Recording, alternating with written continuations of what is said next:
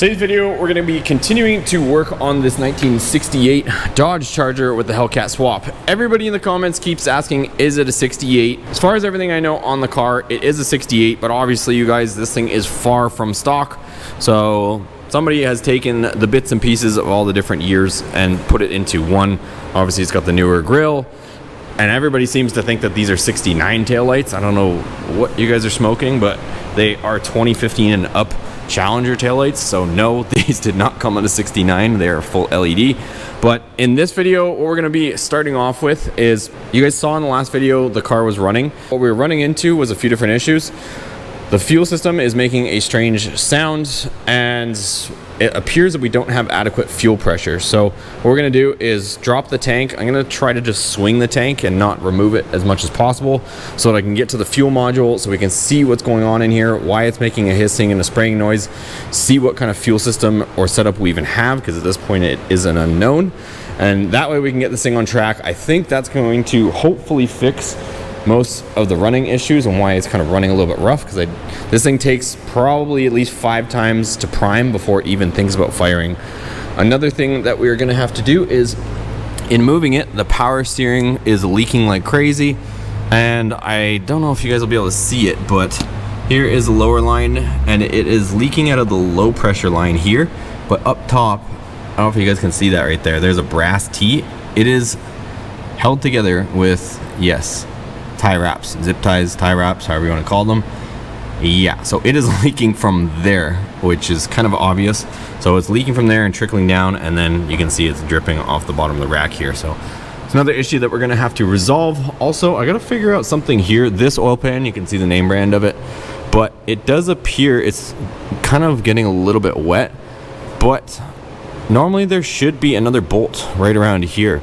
So I gotta see what's going on with that. I'm not sure if that's why maybe it's leaking, is because it's technically needs another bolt here, but it is a little wet in the corner here. So maybe we can snug it up, or maybe potentially the bolt hole needs to be drilled out so that you can actually get the bolt in there. So one of the two probably has to occur, but anyways, we'll keep chipping away at one thing at a time. First off, let's see what we can do with that tank. Okay, we're making some good progress here. So managed to drop and swing the tank out of the way, and it's a pretty cool tank setup, but I guess we'll have to see what's going on inside. Not sure what this guy is in the middle. Might have to, I'm just grabbing the camera, you guys, so I haven't researched this particular tank, but it's got both stock modules from the Hellcat. So you can see here, this one and this one. So I'm gonna start investigating. So I'm gonna disconnect this. I want to pull it out of the tank. Maybe there's something going on in it, because something doesn't sound right, but let's go ahead and investigate further, and I'll tell you guys what I find next. Okay, so this module is just kind of hanging in here, and this is kind of what I was saying, you guys, is I don't think there's adequate fuel pressure. Like, this should be spraying all over the place right now, and it is not. So we just had the vehicle running, you know, half an hour ago, so this should be fully primed and spraying like a garden hose, but it is not. It's just barely trickling out. So anyways, I'm gonna disconnect this. I might pull the whole tank just so I can kind of see a little bit better, but definitely something suspect is going on here, but we'll get to the bottom of it in a minute. Okay, so I took both Hellcat fuel modules out of the tank. I inspected them. I didn't see anything visually wrong with them. So what I did was I siphoned all the gas out of the tank. Figured might as well, because we don't know how old the gas is, and I actually put it into this bucket, and I submerged the main pump that has the actual motor in it, the actual pump, the actual fuel pump motor itself, and I'm getting the same response. I was wondering if maybe there was a leak or a hole in one of these lines and we would see it shooting across, but if I activate it with the computer here, the pump, you guys will probably see these fuel lines are like breathing, and I mean that pump is more than submerged, but I don't know if it's the fuel pump or the regulator, but something ain't right in there. So I might try taking apart the fuel pump, but this is an early 2015 most likely, because that's what everything else is, and it seems like this pump has just failed. So I wouldn't be surprised since it's an early one, but something ain't right. It's definitely part of our issue here. Okay guys, so it's the next day, and now comes into the mad scientist part of it. So I've got spare fuel pumps. I have a module. This has like the little jet pump, they call it, something like that. And this has like a couple little check valves and stuff in it. I have one of these, but the problem is I can't just swap this completely over because the hoses are cut, and these are like kind of one-time shot deals, and this is like a 1/2 inch hose. So I have like the smaller hose, like just the regular one for the pump right here, but I don't have like that one-time shot deal. So I have this one that I could hook up a new pump with, but this one I'm not sure how easily that is to get. So I'll show you guys what's going on. So this thing is like pulsing. You can see the hose is kind of breathing still, and I've messed with it a ton already.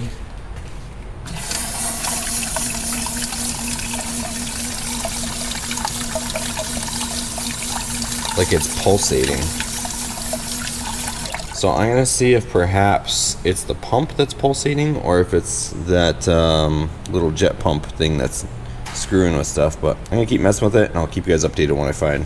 I'm starting to lean more and more towards the pump because you can see the crossover is working. So that is transferring fuel from technically one side of the tank to the other, and it's filling the basket, but it's just like almost like it's losing its prime. It's either losing its prime, which doesn't make sense because it's got more than sufficient fuel, or it is leaking out of this jet pump at the other side, and that's what's causing it to pulsate. So one or the other, but let me figure this out. Okay, so I just disassembled the old one, well I guess the two that I had, and the ones out of this Charger, they just kind of flew apart. These ones are staying together. These are the ones from the spare that I have. You see here, it's an assembly that stays together. These ones are just literally falling apart, so I don't know if it's gonna have anything to do with it, but it's worth a shot. I also swapped over the top hat off of my one because it's got this little jet in here too, so I want to make sure everything is crossed over. So we'll go ahead, throw this back in there, see if it does anything. If this doesn't do anything, then moving on to the pump. All right, so after all that, it's still transferring fluid, as you can see here. Hopefully you can see, but the pump is cavitating still. So we're gonna go ahead and swap out this pump and see if that's the fix.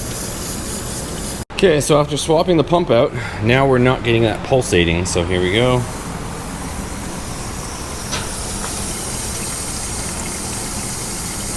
So now it's just a constant hiss, which is what we were after, not that sporadic hiss. Okay, so here we go, just finalizing things. So I got the new pump in here and just organizing some wires. And what I am gonna do is I gotta swap over our gas level indicator. So I'm gonna get this over here. So I'm gonna unpin that from here, pin it into this harness, and just keep wrapping things up. So I'm gonna get all this situated. You guys don't have to watch me do that. We got the hard line. Some guys will end up putting rubber line in the tank, but it's just prone to deterioration. You can get gas proof rubber line, but it's just better just to use these hard lines. There's a reason why all the OEMs use this style line. So we got that on there with the clamps, the stainless clamps, and let me put this back together. Okay, so our last and final bucket test. You can see here, she's running, and we don't have that pulsating going on now. So I'm gonna go ahead, take everything out of the bucket. I'm not gonna put this old fuel back in the tank, but I'm gonna put the pumps or modules back in the tank, and then we'll go from there. Okay, so we got the tank back in, you guys. Everything's good. I didn't fully tighten down the straps just because I want to make sure everything works properly before we really crank everything down. But let's go ahead, put this thing down, and put some fresh gas in it, and see if we got any better results.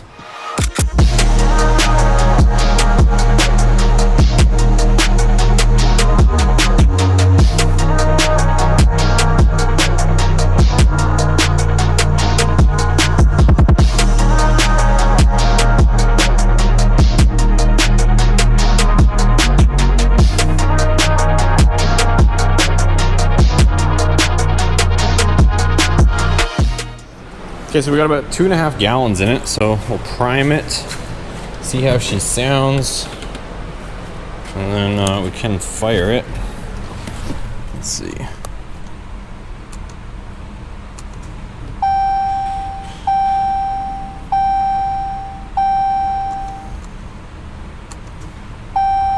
We're getting a normal prime sound, which is nice.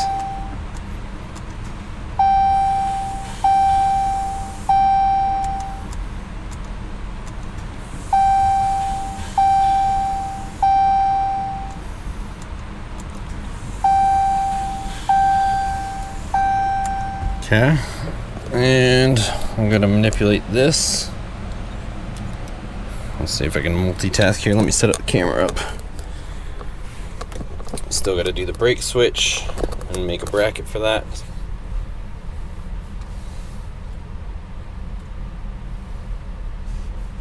All right, let's try it out.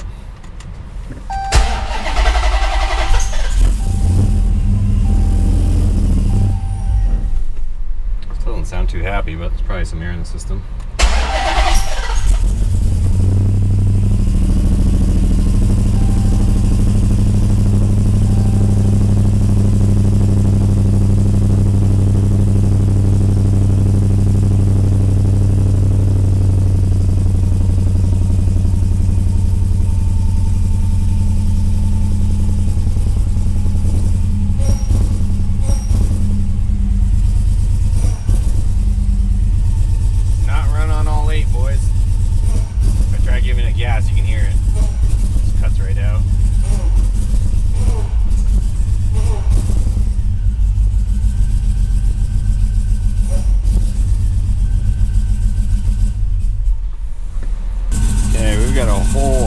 Of codes, you guys.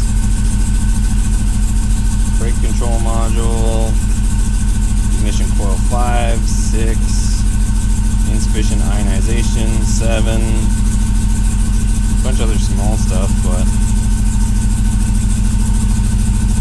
fuel tank pressure sensor circuit high. It's a little bit interesting. Okay, so next up, I'm gonna remove all the coil packs. Let's do a compression test on this thing, you guys. It doesn't sound like it's running on all 8, so just start with the basics and then we can go from there. It's got a bunch of codes stored in it, but obviously there's a lot of sensors and stuff missing, so at least start with the basics, make sure the engine is at least somewhat healthy, and we'll continue on from there.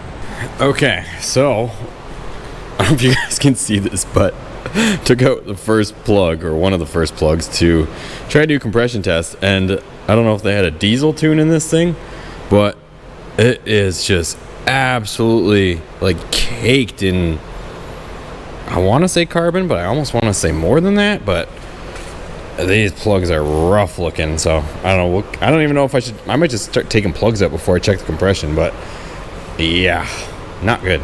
All right, so we're off to a good start. 180 psi on this cylinder.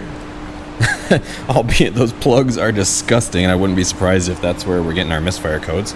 But we'll continue on with the compression test for now, since I don't have new plugs on me. Again, one of the nastiest plugs I've ever seen. Well, let's check that cylinder.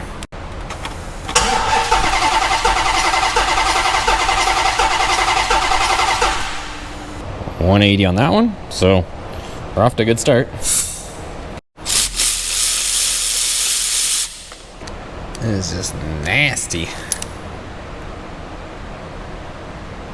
So let's check that one.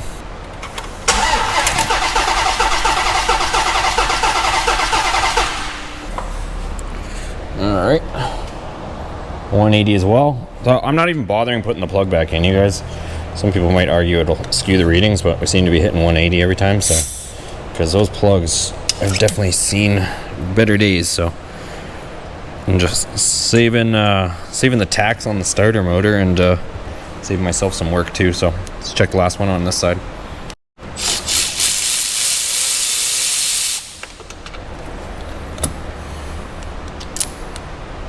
That is just so nasty. I don't know what they were running in this thing before, but that is just, it's not even tan colored at all. My guess is it has a smaller pulley on it, so probably just some garbage tune that was on it, and just those plugs are baked. Okay, last one on this side. Let's see what we got.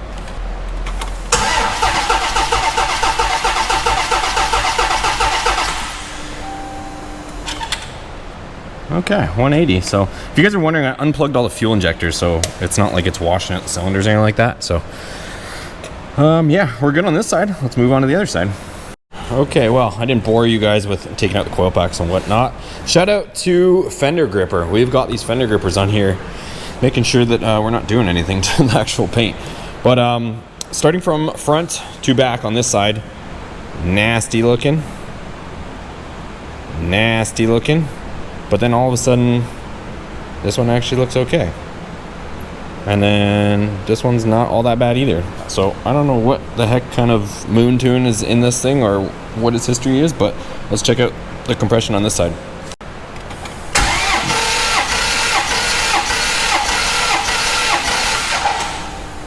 So that one's a little bit higher, maybe 190, but still decent. Might be turning over a little bit faster since we got all the other plugs out, but it's definitely not anything alarming or out of the ordinary.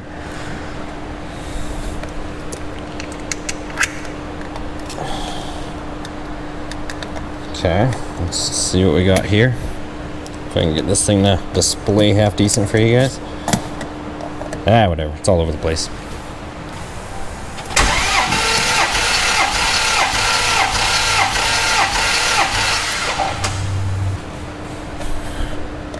Alright, so about 190. Again, there's no plugs in the thing, so it's probably helping our results slightly.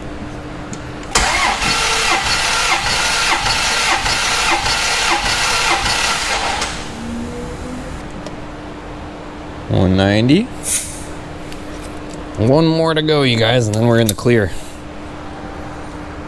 And we can rule out this engine and its mystery.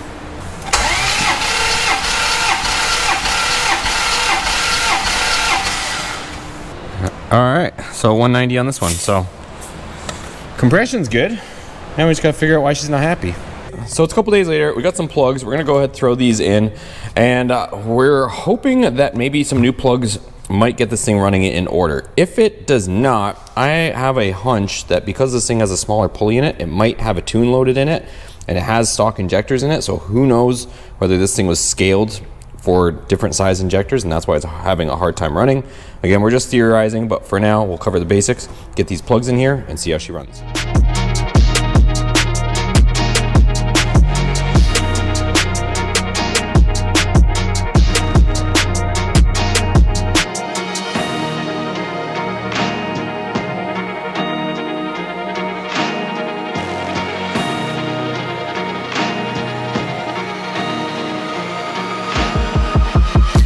All right, so we got the new plugs in, coil packs are in, reinstalled the injector clips.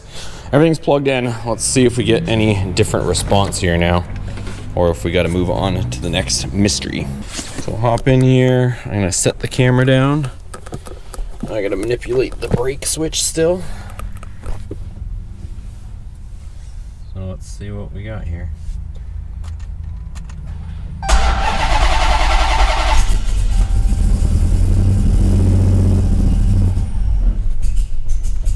Thing really, you guys. I think it's got to be the tune at this point.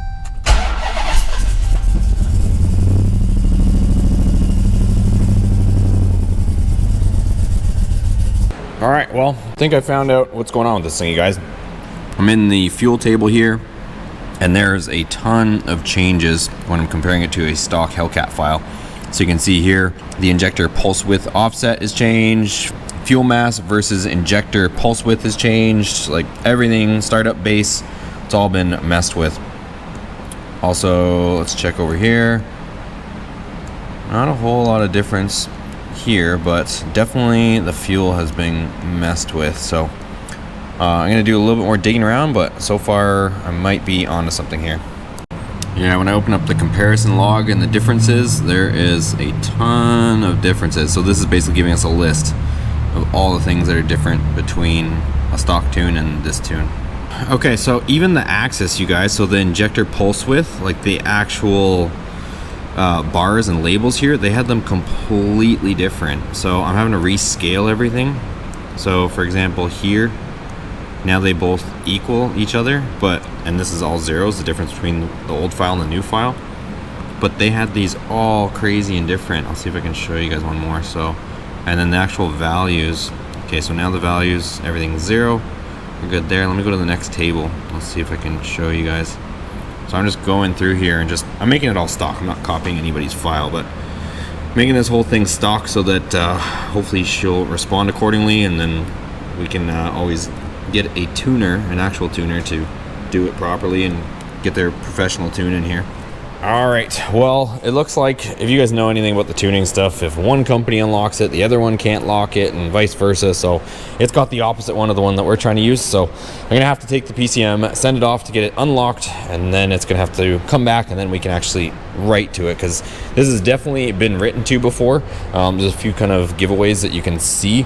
Particularly the operating system. If it has a part number where the operating system's supposed to be, then you can usually tell somebody's done something with it. But anyways, that's where we're at right now.